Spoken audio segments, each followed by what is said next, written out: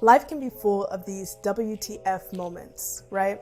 And what I like to call them is stressors. They are things that are outside of my control. They are these things that, cause me to feel stressed or cause me to react in ways that maybe sometimes I wish I wouldn't have, right? So these things, they happen.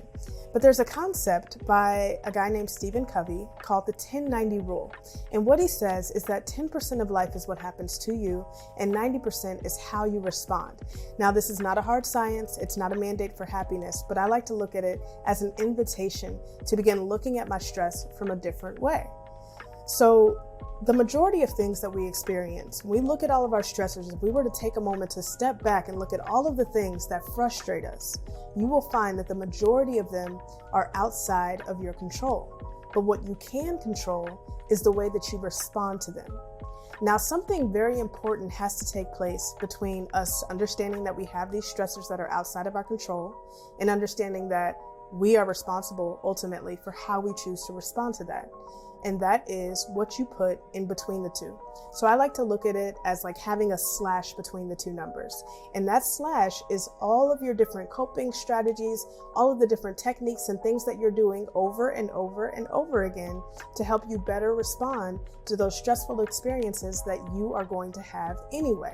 This could be your breathing exercises. This could be your prayer. This could be, taking time for yourself, stepping back, journaling, you're exercising. All of these different strategies help us cope with the stress that we're experiencing and ultimately respond in a more optimal way. And so again, that's why it's so important for us to have these tools and these strategies in place and to practice them over and over. As you hear me say a million times, that is the power of practicing them, is so that we can ultimately respond to these moments, these things that are outside of our control, in the best way. Because again, the majority of them we can't do anything about, okay?